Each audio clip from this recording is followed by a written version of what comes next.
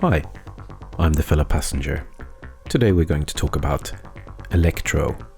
I have the opportunity to speak to O Bergman, someone who's released on some quite iconic and interesting labels. Back in 2001, he made his first release on Scam. It was much more electronica focused rather than electro, but it was only after 2 years of starting making music, which is pretty impressive. Since then, he has released on iconic labels such as Craigie Nose and Stilleben and worked with some really interesting artists. So I hope you will enjoy this chat, because I certainly will. Thank you very much for watching. O Bergman, thank you so much for taking your time to chat today. Well, thank you. I have to start off saying that I'm a little bit starstruck. And also I was struggling when I was thinking of like, what shall we talk about today? I've made lots of notes and there's so many different things I would like to talk about. So I'm probably going to jump in. But first, I just want to give a little bit of context. So this channel, most of people watching this are perhaps more slightly into things like Autechre and stuff. And they don't necessarily know how much I'm actually enjoying Electro because I haven't talked about that much, but there will be something revealed in the near future. But a few months ago, there's a couple of friends that also produce Electro, and we were sending links back and forth all the time, talking about like, I just don't get it. Some of the music sounds so simple, but it isn't when you start sort of zooming into the detail. And some of the tracks that we were sending links to were your tracks. And I was irritated because I was like, I just don't know anyone who is really good, who produces this sort of stuff, and I can't ask anyone any questions. And then I realized like, O Bergman, I think we have a friend in common, which it turned out to be. So I asked our friend Hannah, she's like, do you happen to have a contact? Can I get in touch? So I'm so happy that you've said yes. Yeah, great pleasure. Yeah, okay, super. So also, I wanted to mention you made a recent interview for a website called In8, in8 number 8.net. I'll put a link to it in the description. It's definitely worth a read. But when I was going through that, and it struck me like your first release was on Scam. Is that right? Yeah. How, and that was in like around 2000 or something like that? Yeah, 2001, I think. How on earth did that happen? I just sent them a demo, basically. And then I had made music for about 2 years or so, like, seriously. And then I just sent them a CD. Oh, wow. Just hoping for the best sort of thing. Yeah, because I love the releases they did. And also a big Autechre fan, obviously, and they were close friends, so I thought it would be a nice context for my music to land in. And how did that feel like? What did it feel like when you heard back from them, and how did you hear back from them? Did they send an email? I'm just thinking, yes, 2000 email was definitely around. I just have to think about it. Although they did phone me, because I think when I came home from work one day, they had left a message on my answering machine, and I phoned back, and there was Jed O'Hara answering, and we had a really nice conversation, and they said they were really into the tracks and wanted to release them, and they did. The people around you, I read in the article as well, like, you know, that it sounded like you and your friends were sort of into this sort of stuff. And you mentioned that there was one of your friends early on who bought quite a high-end sampler at the time, a Kurzweil or something like that. Like, when was that? Was that early 90s or something? That when that happened? He came back from the States, and I think they were a bit cheaper over there. So he came back with his K2000 Kurzweil rack unit, which was sort of high end at the time, still is, I guess, in terms of high end samplers. And that was in '98, I think. And they were really expensive at the time. So I was in shock because he hadn't made any music previously. But yeah, we tried to get our heads around it, and then I was really inspired, and I thought, I want to make my own music. And but then I realized I was probably more into synthesizers and that sort of thing. So I bought my first synthesizer instead. So I wasn't really into sampling. Did you have other friends? Because I remember when I was starting out, like I knew what sort of sounds I liked, but I just didn't know what are the things that makes those sounds, and how did you find that out back then? I think when I bought my first synth, it was a Juno 106, the Roland, and I just started to play around with it, and then I was like, oh well, this sounds so familiar. This they could turn into something, and then I started to sort of distort the sounds and play around with it and make little drum samples, and percussive samples, and because. And then I bought my own sampler, like it was an EMU sampler, which is a bit more limited than the Kurzweil, but you can still make really decent stuff with it. So I started to sample the Juno and make drum sounds out of that, and it sort of fell into place. Did you know, how did you work out how it actually worked? Like, were you going on the internet searching for how to do this sort of thing, or did you literally just like just try it out? There wasn't much info on the internet around at the time, so it wasn't a tool that I could use really. So I was just trying stuff out, and sorry, and recording, and lots of bad stuff. And what about so I have missed so many opportunities of getting my hands on a Juno 106, actually owning one, and I really regret it now. I remember, I don't know what it would be in English, but yeah, I'm Swedish as well as you. Högstadiet, they had one in the music room there, and they'd written with a marker pen on each key, like A, B, C, D. And and I just remember liking the sound of it, but I just didn't sort of understand enough. Do you remember how much you paid for yours when you originally bought it? Yeah. Okay, go for it. I bought it. We had in Sweden, we had this yellow paper. Do you remember that? Yeah. So there was no online ads or anything. There was this yellow paper printed magazine. Not magazine, what would you call it? Like paper. Yeah, it's like a newspaper, that type of quality. Yeah. And tiny ads. And then what's this? Oh, Roland analog synthesizer, and it was really in my neighborhood, and I just walked in. We had this term in Swedish called dansband musician. It was like an old man, like a DX7 and a 106 in his bedroom, and he wanted 2,500 Swedish. Yeah, that would probably be now somewhere between 200 and 250 pounds, which in today's standards, a very good deal. Very good deal. And he was like, well, don't you want the DX7 as well? And I was like, well, it's much better, actually. No. I'm fine with the Juno. Yeah. And then I sold it a couple of years later for 4,500. I thought I made a really good deal, and which I really regretted shortly after. And then I got a new one a few years ago. Yeah. I hope I think for me that train has sort of gone now. I'm not gonna... This was quite cheap as well. It needed some mending and just replaced some voice cards. So I got it really cheap. And so now it's back. So I can see some of your gear behind you. So how did that gear journey then look for you? So you bought your Juno 106 and you had your sampler and you started making your own drum sounds. But then it sounds like you've managed to accumulate some of the classics like the 808 and the 303. And I think it's a 101 behind you, maybe. Yeah. And the 202. Yeah. 202. And that one, the good one.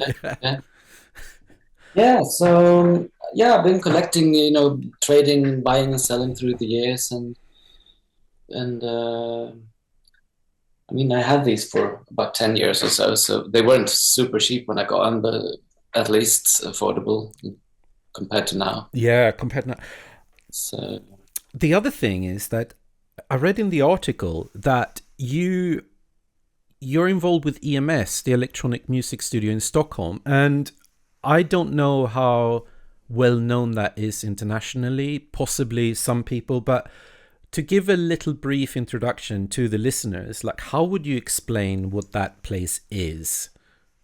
well, it's a government-funded studio complex with 5 or 6 different studios, where you become a member, and then you can apply for a residency if you're from abroad, which is increasingly common. We have a lot of guests from abroad coming in, and well, that they had this fantastic studio facilities with like original vintage Buchla systems, like huge modular systems, and a new built replica by a friend of mine who is also fantastic. And so it's quite unique, I'd say, and I use it a lot for mixing because at home I can just work with headphones, or my other studio is also very limited. Is it like the membership there? Can anyone become a member, or is it more Yeah, complicated than well, that? you go through their education, and then well, you have to apply in some way, and I think well, yeah, I mean, it should be open to anyone to apply. I wonder how one thing that I'm very curious about is the social aspect there. Do you get to meet, like, because you're in that environment, do you get to meet other artists and you can discuss and try things out and compare? Like, is there an element of that? Yeah, it's a very valuable aspect, I think. And I also have some really good friends who work there over the years, like as engineers, studio engineers, and that's been a great what do you say, asset. And also you meet all these international guests coming in, and uh, very often when I come there, I'm just very focused and go straight into the studio and do my thing. But I mean, if you want to socialize, there's definitely room for that.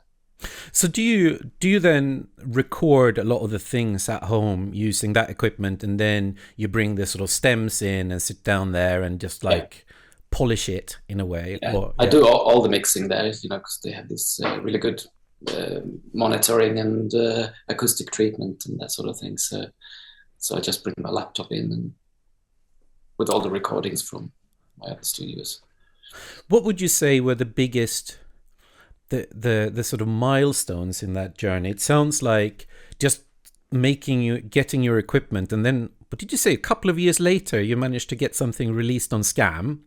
That must have been sort of big milestones for you. But looking at your discography, you've released quite a lot. Like, what are other, I don't know, like what would you call like big events musically in your life? Like, what would be other releases or learning, meeting people?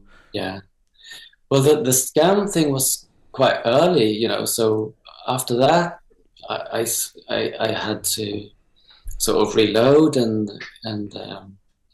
find some sort of new platform to release my music. And it took a while for me to sort of find my way into a certain style that I wanted to continue with. And so for me, one important milestone was when I got my first kid, my first child, in 2012.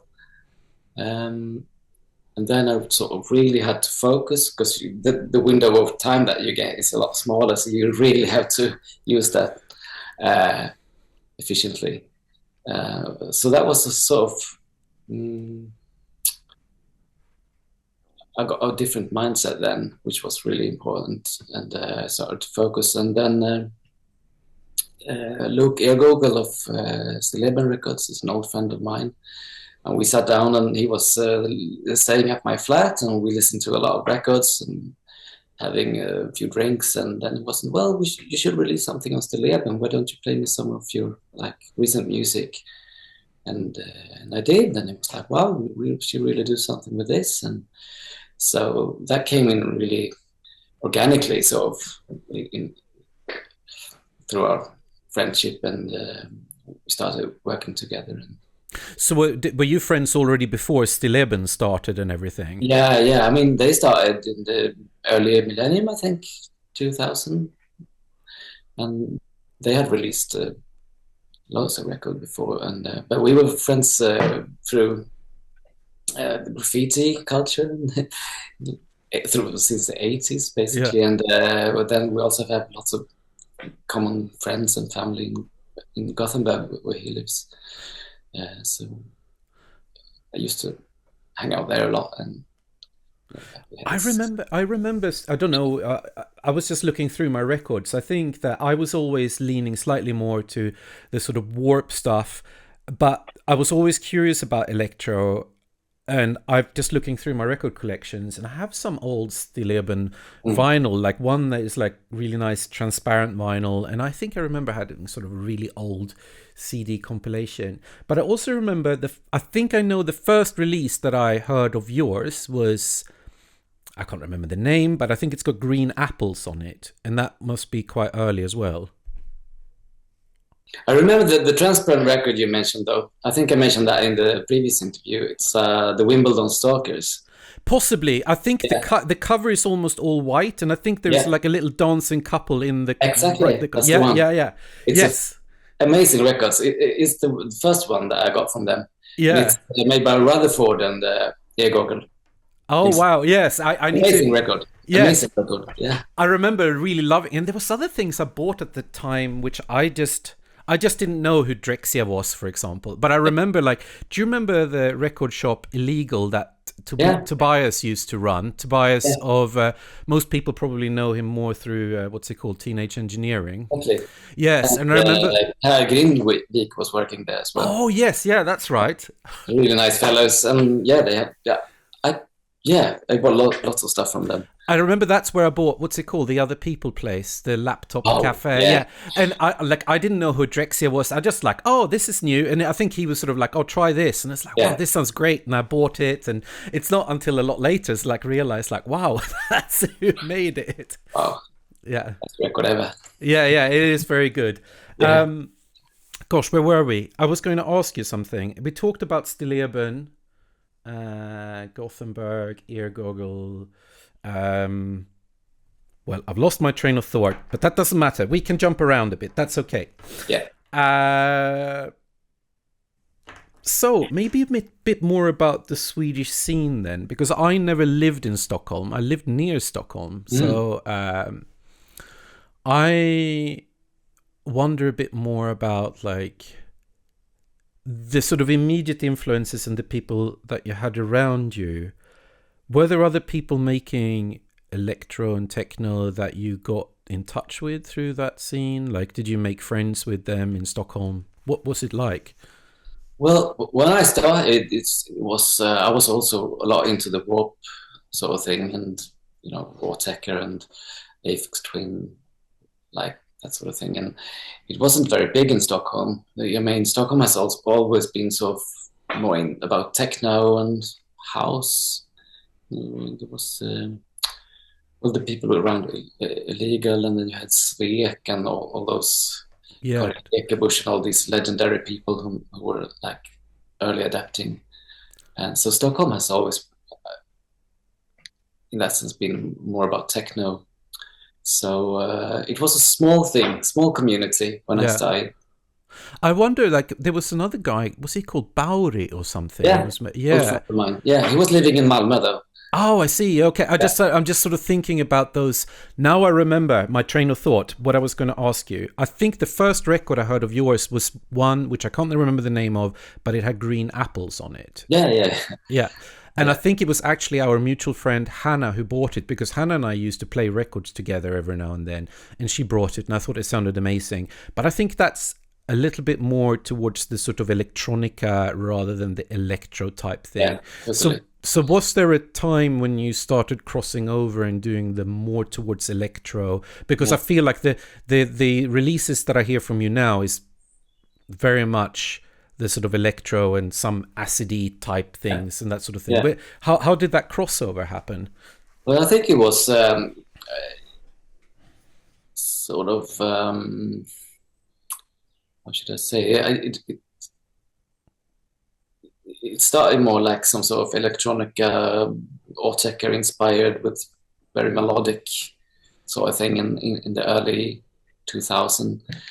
But I always had this ear towards electro as well. So, for instance, one of the tracks called Vulture's End was sort of played by electro DJs on that particular release.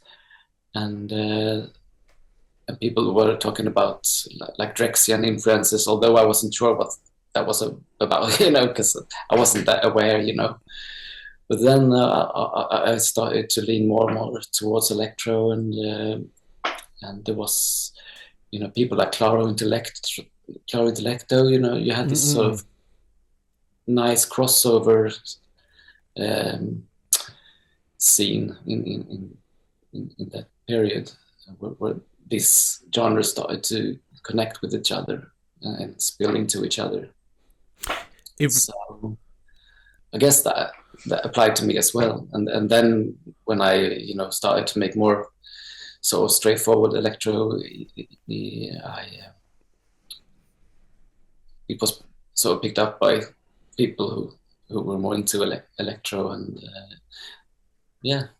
I think you mentioned something important there. It feels like electro is almost like the glue or transition between so many different, connecting such different genres. Like on one extreme end, you have sort of more hip hop type stuff, and then it's almost like the transition from hip hop to techno somehow. Like like you get the whole spectrum there. And I was thinking of and another artist, it may be a friend of yours as well, Daniel Savio, Swedish based.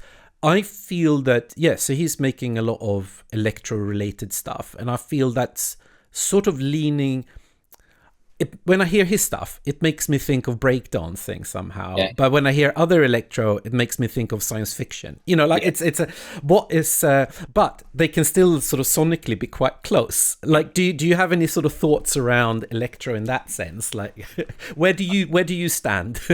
It's interesting that you mentioned Savio, because he used to be a great DJ playing a lot of funk and hip hop, and he's definitely from that vein of electro, and you can hear it in his releases, I think. Whereas I have a similar background. Way back when I was like 10 years old, I was exposed to electronic music through Style Wars, this not really hip-hop documentary, but graffiti documentary. I know of it, but I've actually never seen it, so maybe I should educate myself. But it's really worth a look. It's really, really interesting.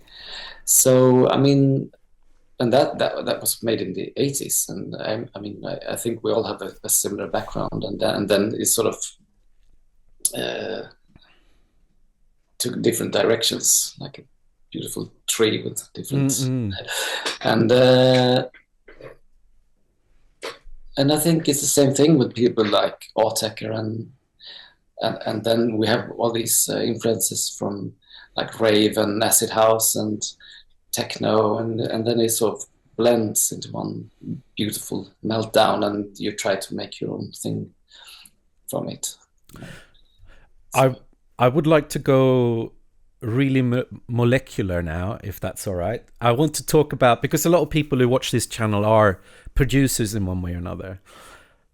I want to hear about your process of making music. So if you just start talking a bit about, like, when you're making something, where how does it work? What do you do?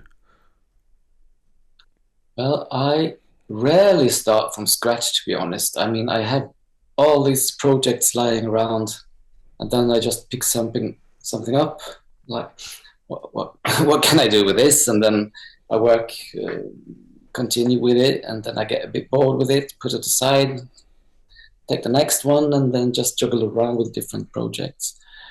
But if I do start from scratch, I used to make some bass lines on the 101 or the 202 or 303 if it's an acid track, and then just make some rhythmic patterns and start making like chords and melodic figures over that and see where it goes.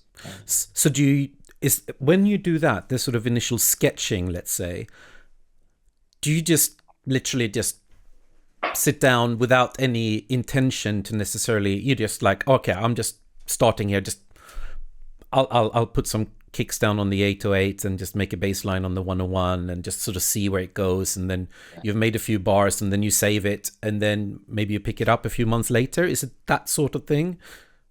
Well, I usually start with like melodic or a bass pattern because that's the thing that sort of takes me somewhere. I mean, just making drums is sort of generic, so I usually start with some sort of melodic or pattern or bass line and get, if you So get inspired by that, you continue with it.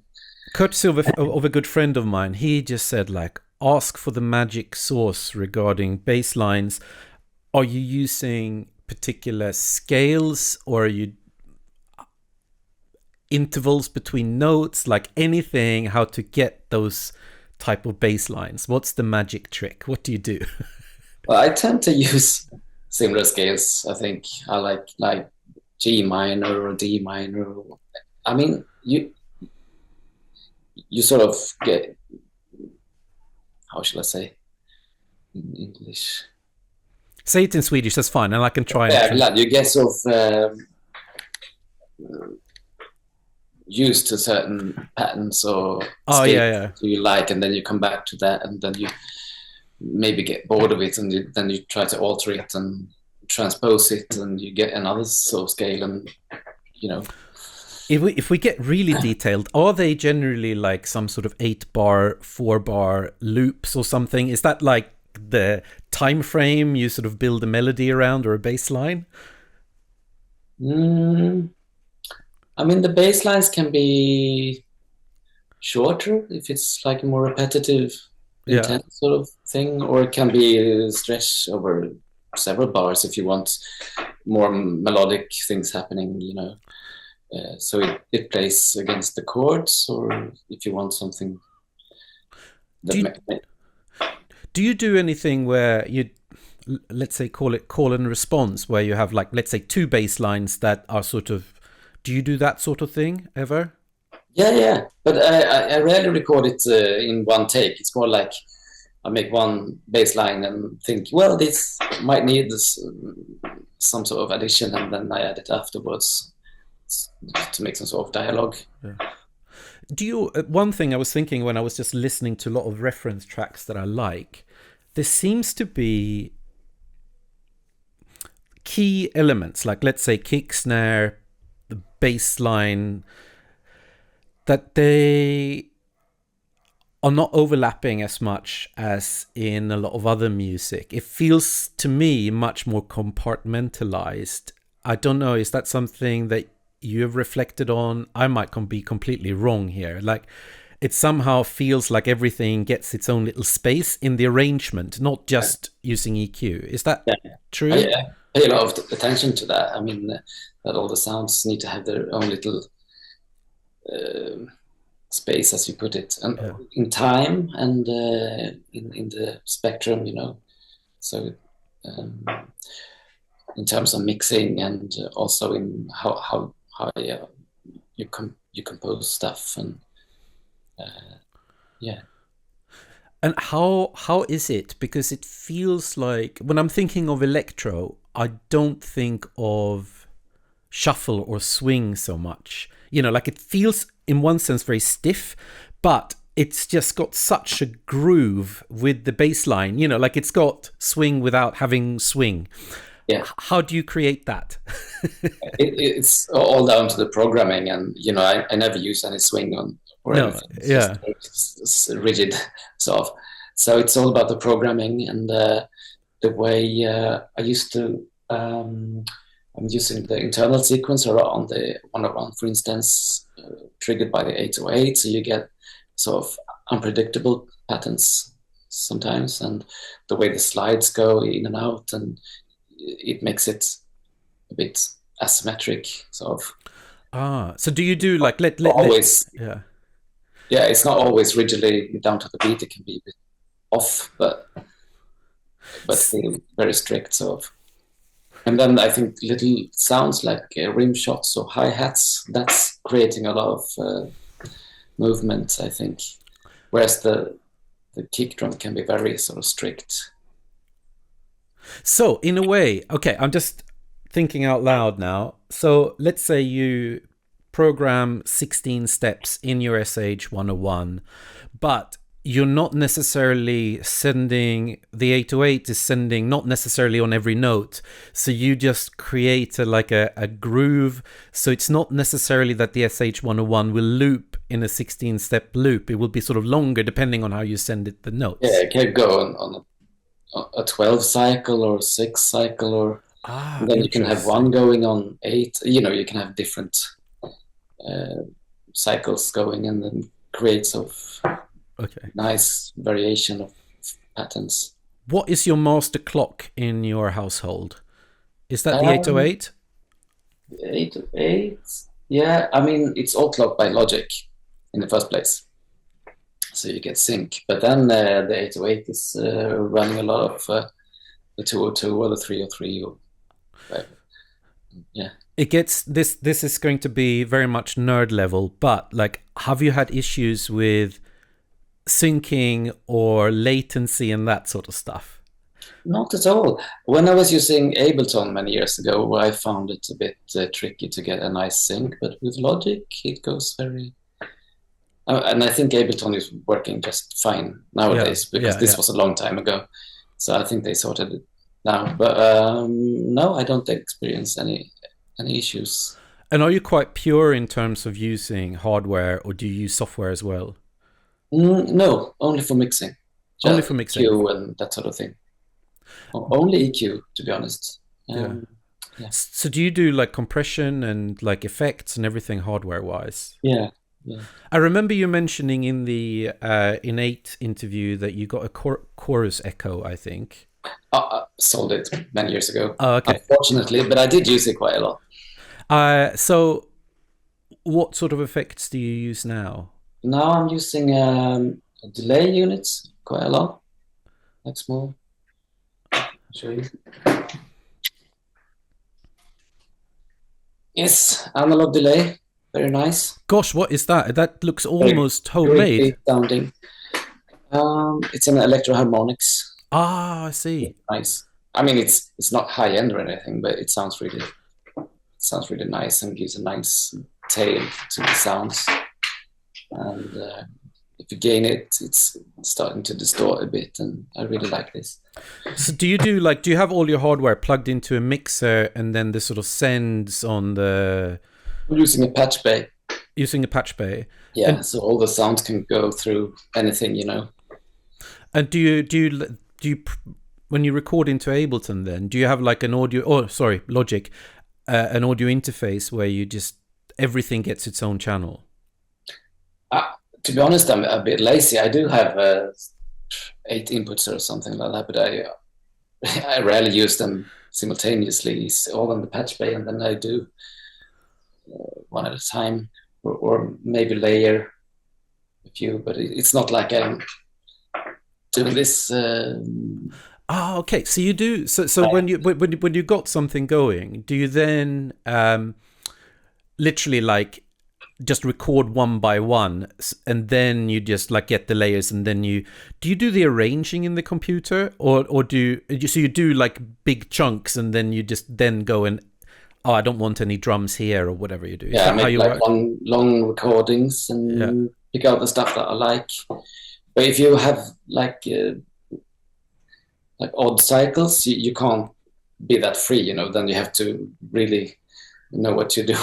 Yeah. And, because otherwise it will be really messy. So, I mean, if the 101 goes on a 12 cycle, I need to get a nice long recording of that. Oh, yes, of course. Yeah. If you have different signatures going. I mean, I'm sure there are ways to get around it, but I like to have long, decent recordings to work with. Did you ever play around with just doing things with software and never gelled with it? Or like, what's your relationship to using software stuff like VSTs and things like that? I don't mind really, but it's sometimes when I'm traveling or out in the countryside or I try, but I never really get inspired by it, Yeah. So I mean, I started with hardware a long time ago, and I got used to that sort of the way of working, the workflow, and how to. So it's not snobbery. I mean, I really look up to people who can do good stuff with software, and I really like the Nord modular, for instance. It's really nice, although it's a hardware, but it's a software. Yeah. You can do really nice stuff with that, and that I've been using when I've been abroad, for instance, or traveling. So that can be really inspiring. That's somewhere in between software and hardware, I guess, and really efficient for live performance as well. So what about now? It's I get the impression that you've been streamlining your setup over the years. Is that fair to say? Because you've bought things, tried things out, and then you sold them and got other things. Is there because I think I need to sell some stuff. Put it that way. Like how have you, when you've parted with something, like how would you feel overwhelmed if you had more things? Do you feel quite good working with a like you have your tools that you know really well, or like have you got any thoughts around that? Yeah, well, things come and go, and some things you get really attached to, and you feel that they are like an integral part of your sound or how you work, and those I'd never get rid of. Apart from them, whereas other things can be inspiring for a while or not inspiring at all, and you don't get emotional about it, so just get rid of it. And some things you get, some things you regret. But the chorus echo, do you regret that one? I mean, not really. I mean, it's a lot of money for an echo, and it was quite hard, the maintenance, keeping the tapes. And I got it for free. I mean, it just landed in my apartment for some reason. And then I had it fixed. So I never really invested in it, just sat around in my studio for ages. And then I realized it was worth a lot of money and I could invest in something more inspiring. So. Yeah. If it's the echo you're after, I don't know if you've played around, but if you have they're so cheap online. If you buy a 3-head tape deck, like a regular tape deck, and you buy them for, like it would be in Swedish, probably a few hundred Swedish kronor. Yeah, I have one in my basement. Yeah, is it the 3-head? I'm not sure, to be honest. If it is, then you can use that as an actual stereo tape delay. Wicked. So the thing is that you take a software delay, like anything, you probably have one in Logic, a basic one. You turn down the feedback to 0, so you actually it doesn't produce any echoes. It just produces a delay, so you turn the feedback down to 0, and then you set the delay time, and then you just have, if it's got a 3-head tape echo, because that allows you to play onto the tape, and the tape plays it back to you, and then you can create and it sounds so good, and it will be in stereo rather than mono, and it will be the cheapest tape delay you've ever had. I have to look into that. Yes, yeah, and also if your one is, it needs to be a 3-head cassette, because that's the idea is that it allows you to play onto the tape and immediately hear it back. Yeah. Yeah, and then you just use the software as a sort of set the delay time. It's not dealing with the audio in any way. And then the other thing you can do there, which is interesting, because it will send things back onto the tape, it will allow you to put something in between in that loop cycle as well. So let's say you have some form of little bit of distortion or a little bit of high pass filter or bit crushing or whatever it is, so you can have that cycling around on the tape as well. So you can create the most crazy, in a way, it's way more interesting than a space echo and much, much, much cheaper. Yeah, indeed. Yeah.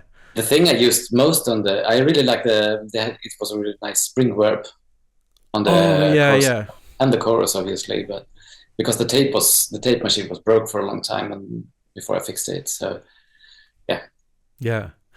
Um, the other thing that I read about, you mentioned the machine, which is one of my favorite machines in the interview, and I even bought a second one just in case the first one breaks, and that's the Yamaha TX81Z, which I Oh think is yeah, the it's amazing. Yeah. incredibly underrated.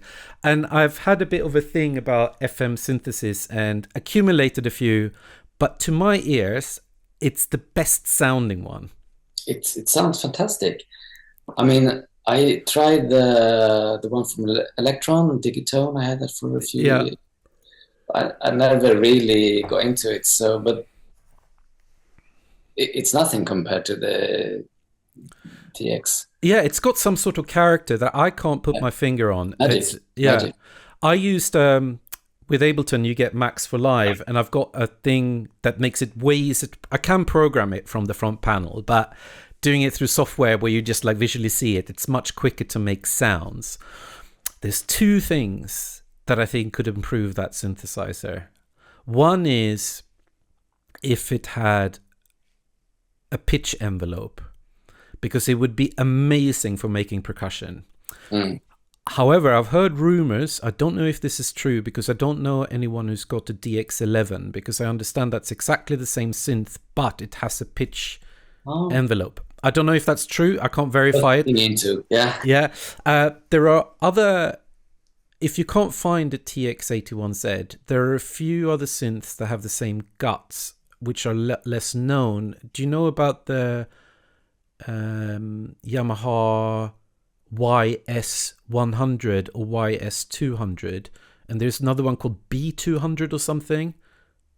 I owned one, but I can't remember all these names, you know. Yeah.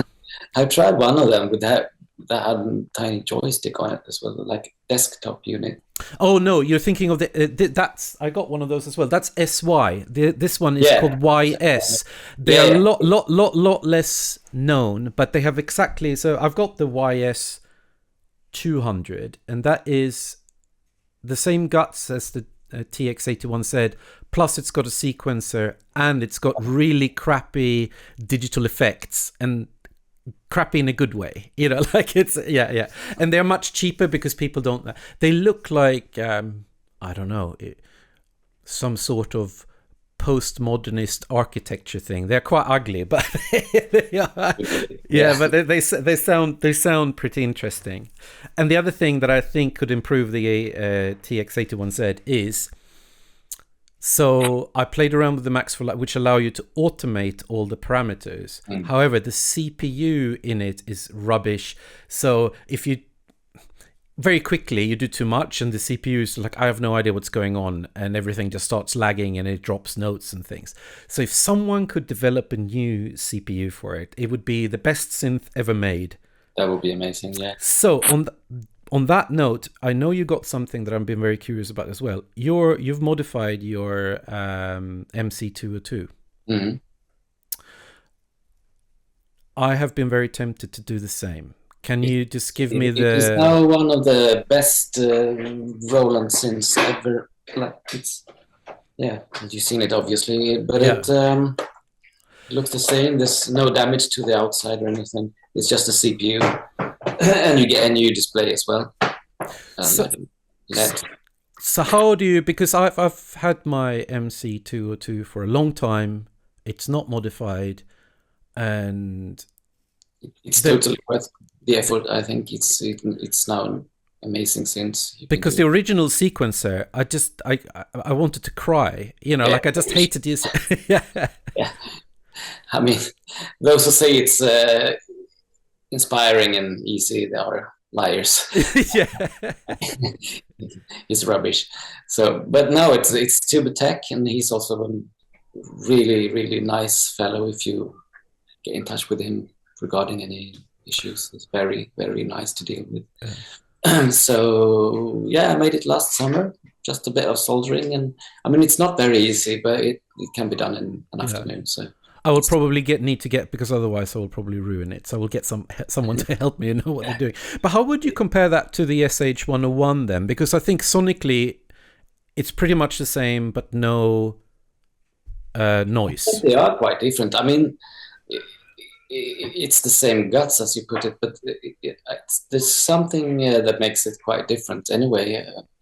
Maybe down to, well, how the sequencer treats the notes and all the slides and accents and that sort of thing makes it sound quite different, I think.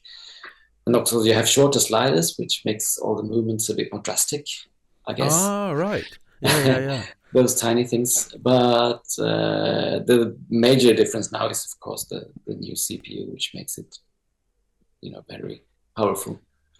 So the sequencer itself is improved now. Is that right? Like with your Tube Tech thing? Yeah. You can edit while it's running, and you can. It's basically like any modern sequencer that it has everything that you'd expect from like something that's produced now, and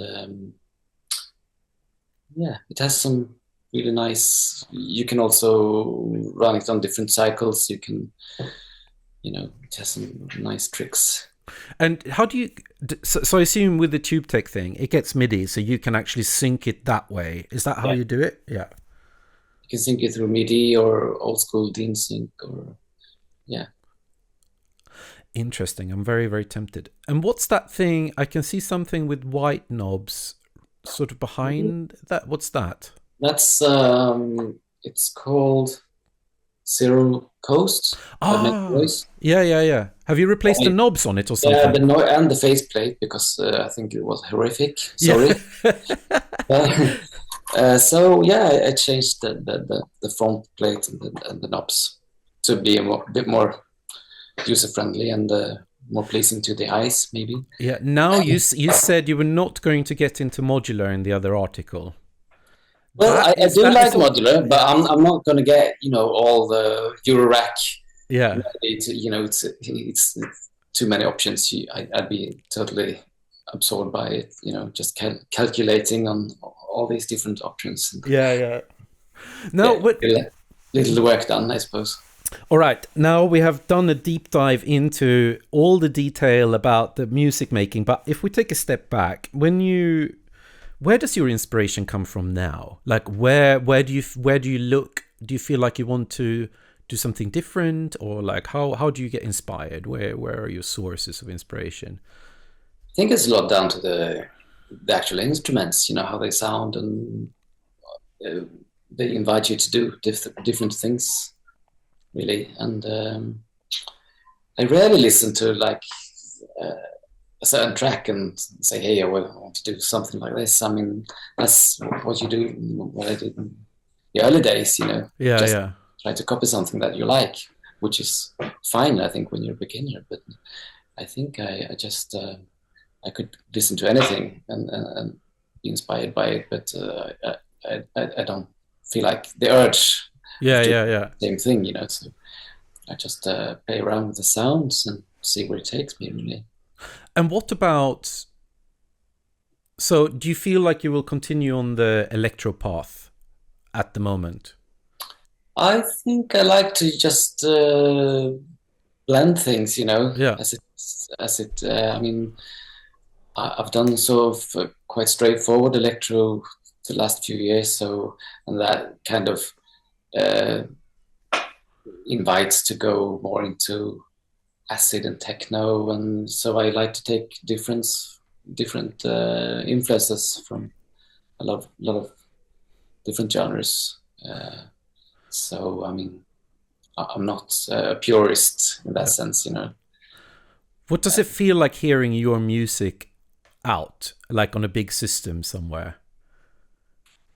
It's quite weird. I mean, I had this really nice experience when I went to see Obergman on Berghain, like 2009 or something, and Rob Hall, which was their touring DJ, was playing before them, and when we just entered, my mate said, "Well, hey, he's playing your track." I was like, "Nah, no, he's not. No way." And then I like pricked up my ears, like, "Yeah, that's my track.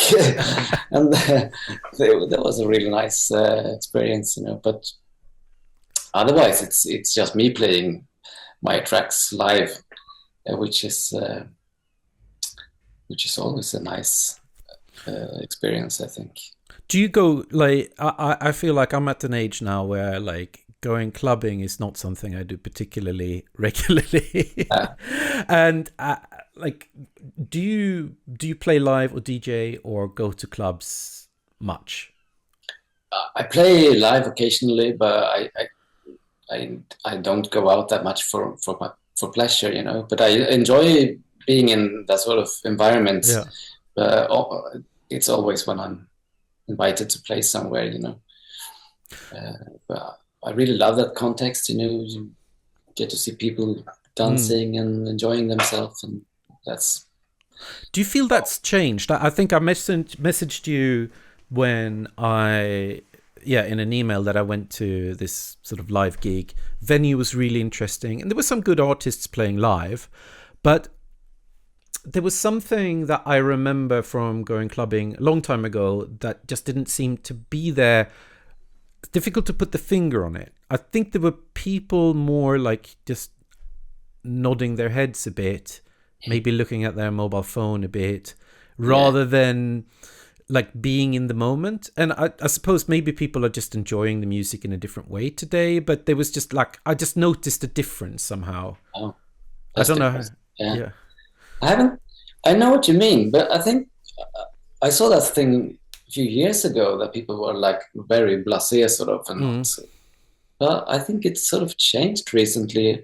At least when I've been out playing, you see people really enjoying themselves, and it's so beautiful. You know, I get really moved by seeing people dancing, and you know. And I've seen a lot of that recently, which is, I think, maybe a new generation coming out, or maybe it's a counter movement because people are bored with the, you know, iPhones or whatever. Yeah. It's a very beautiful thing, you know, when you play in festivals or clubs and you see people really into it. How do jumping from one thing to another, I was just thinking about like how, when you're working on your music, how does it turn into a release? Do labels contact you and ask you, would you like to do something with us? Or do you make something so you have an EP and then you try to find the right label that would like to release it? Or how does that journey go? It's different, but sometimes I get contacted like, would you like to do something for us? And we start some sort of dialogue and talk about what sort of style could that be, and then I start listening to what the other releases they've done, or and we start working on something together and send tracks, and then it's a lot of dialogue. But otherwise it could be like I target some label that I really like and just send them some stuff, and they just pick the tracks they like and release it. So it can be different, you know. Do you do self-releasing it as well, or do you generally just release through other labels and no, stuff? it's only through other people's labels. But I did some self-releasing in the 2003 or something like that. Me and a friend of mine had a small label, but that didn't last very long. It was maybe for 2 years or so. I mean, the one with the Apple, for instance, was. I mean, it was his label, but I did a lot of work with it, so it was almost like a self-release. And so now it's only.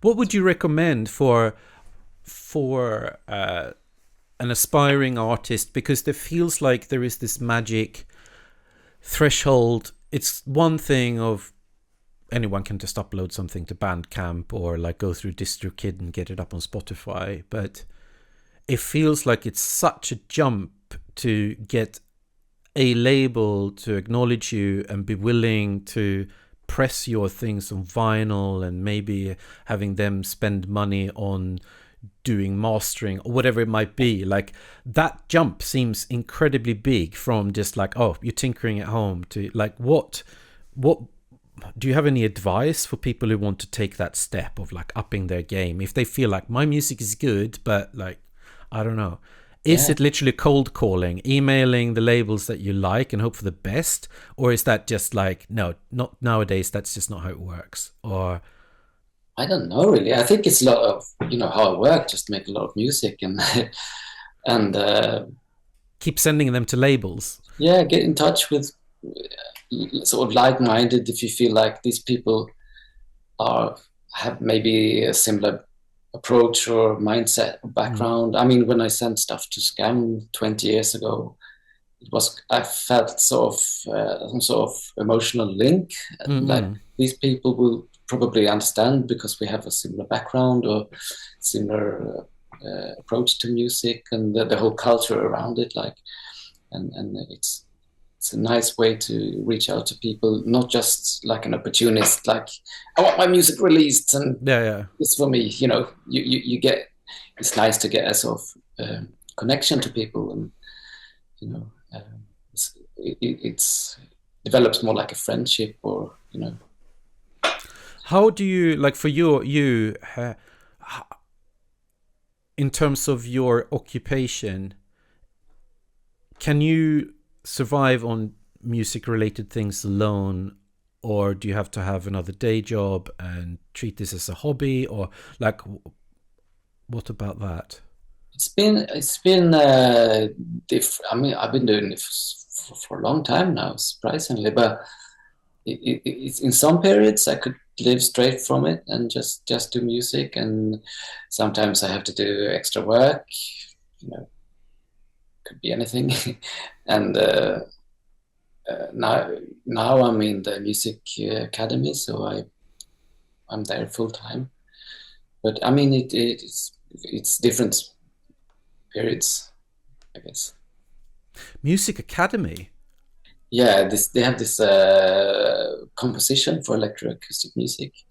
Oh wow, that sounds like it could be quite experimental if it's Yeah, it can electroacoustic. turn Yeah. out really experimental. I mean, but I think for me, it's a natural development from where I am now. It's interesting to see where you can take things in different ways, But it doesn't stop me from making dance music or, I mean, Mm-mm-mm. um, people, the professors and lecturers there, it's a very sort of high ceiling, if you can say that in English. But Yeah, yeah, you can absolutely say hi. yeah, Yeah, yeah, yeah, yeah, yeah. you can come from different directions. I have one friend who has been playing saxophone and some other playing. People from different directions come there and develop their music, and Oh, interesting. yeah. So before we wrap up, where next? What can we expect from you next? Do you have some releases brewing? Anything we should keep an eye out from? Live gigs? Anything like that? Yeah, I have one release coming up on. It's called Awesome Records. It's a British label that I made last summer, but it's taken some time. Sometimes it does because the present plants are very busy, or I don't know. But that will come out soon, I guess. It's an EP, and I've been playing those tracks live quite a lot, and they've been received very well. So I think that will be a nice release. And then I'm working on another release for Further Electronics, um, which has also been a long process. But that's down to me because I've been like changing the tracks and so back and forward. But I think that will be out within a reasonable time, which is more of a sort of acidy release. What about if I should talk to someone in the future, who do you think would be interesting? It could be a label, an artist, someone in electronic music. Who do you think would be an interesting person to hear from or hear about? To have a conversation like this. Yes, exactly. Yeah. Yeah. Well, maybe Do you know Jean-Louis Dungeon Acid?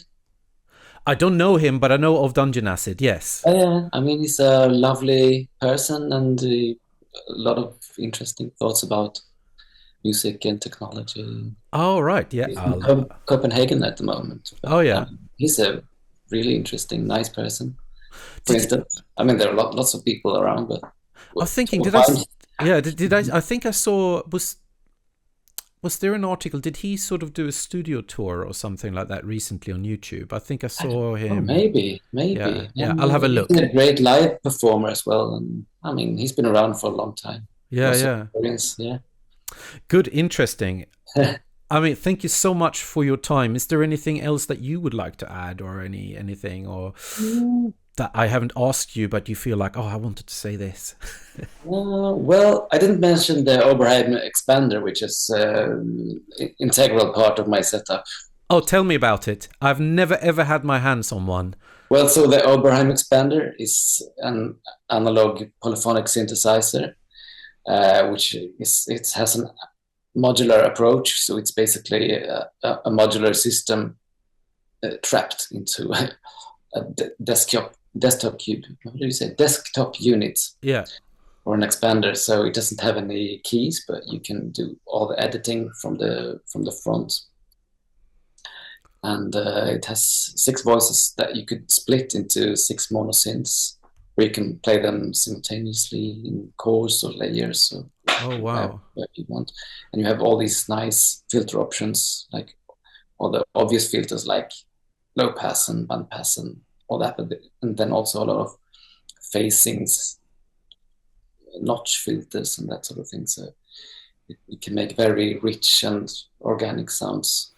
So does it have? Do you have? Is that and the Juno 106 your two polysynths? Yeah, that's correct. And I have a Uno One also, but I haven't used it much lately. But those are the like workhorses Mm. in tandem. I use them both very much.